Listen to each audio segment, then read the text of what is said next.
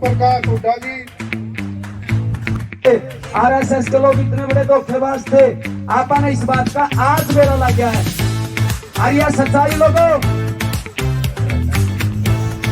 यह बूढ़िया नहीं तो को बूढ़ा ठेरा सारा जिंदाबाद खट्टा ला गया कैंडिडेट। हम तो कहते मेरी जय बोल रहे हैं, ये तो किसानों की जय बोल रहे हैं। एक बूढ़ा हाथ जोड़ के बोले जी मिलती है।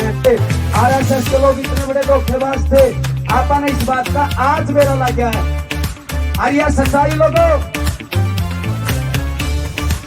यह बूढ़िया नहीं तो को बूढ़ा ठेरा। हाँ जी, आज क्या कहूँगा, किसानों 10 दिन से बैठे हुए हैं खनौरी बॉर्डर पर। जिस तरह किसानों पर गोलियां चल रही हैं, आसानी से गोली छोड़े जा रहे हैं। देखिए, जो हालात हैं उसमें समाज के हर वर्ग को किसानों के समर्थन में आना चाहिए। अपनी जायज़ मांग के लिए अगर देश में कोई धरना नहीं दे सकता, अपनी जायज़ मांग के लिए अगर कोई दिल्ली देश की राजधानी में जाना चाहे और उसको बड़े बड़े बैरिकेड लगा के आंसू गैस के गोलों से गोलियों से रोका जाए, तो इसका मतलब हम गुलामी की तरफ बढ़ रहे हैं बहुत तेजी से। इसलिए आज समय जब समाज के हर वर्ग को, किसान जब अन्न पैदा करता है तो ये नहीं देखता कि समाज के किस वर्ग में जाएगा, हर किसी का पेट भरता है। तो आज जब किसान को जरूरत है तो समाज के हर वर्ग को उनके साथ खड़ा होना चाहिए। इसी नियत से आज यहाँ अपना समर्थन देने के लिए, धरने को समर्थन देने के लिए आए थे। जो जहाँ पर किसान है वो अपनी अपनी लड़ाई को अगर मजबूत करे तो निश्चित तौर पर सरकार को झुकना पड़ेगा। बीजेपी के प्रदेश अध्यक्ष है नायब सैनी, उन्होंने कहा कि जिस तरह से आम आदमी पार्टी की जो सरकार है वहाँ पर जो एमएसपी को लेकर जो अब तक पंजाब सरकार ने कोई नीति नहीं अपनाई है, आम आदमी पार्टी और कांग्रेस किसानों को उकसाने का काम कर रही है। सारे दोषी जो किसान मर रहे हैं, लाठी चल रहे हैं, वो आम आदमी पार्टी और कांग्रेस जिम्मेवार है। आम आदमी पार्टी जब पैदा भी नहीं हुई थी, जब आम आदमी पार्टी बनी भी नहीं थी, किसान का ये संघर्ष तब से चल रहा है। नायब सिंह सैनी जी को ये समझना चाहिए कि ये दोगली बातें तो नहीं हो सकती ना, कि स्वामीनाथन जी को भारत रत्न भी आप दोगे और स्वामीनाथन जी की रिपोर्ट लागू नहीं करोगे। चौधरी चरण सिंह जी को भारत रत्न आप दोगे, लेकिन जिन किसानों पे वो जान छिड़कते थे उनके ऊपर, उनकी आप जान लोगे, उनके ऊपर गोलियां चलाओगे। ये दो बातें तो एक साथ नहीं हो सकती।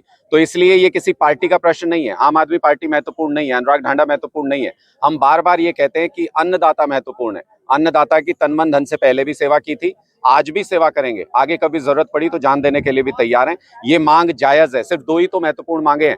C2+ 50% क्यों नहीं मिलना चाहिए जब आप स्वामीनाथन जी को किस चीज के लिए भारत रत्न दे रहे हो? किसानों के लिए उन्होंने इतना अच्छा काम किया, रिपोर्ट बनाई, इसीलिए दे रहे हो ना, और उस रिपोर्ट को लागू नहीं कर रहे हो, तो ये दोगली नीति है। इस नाते से C2+ 50% का MSP मिलना चाहिए। दूसरी महत्वपूर्ण मांग है कि कर्ज मुक्त होना चाहिए।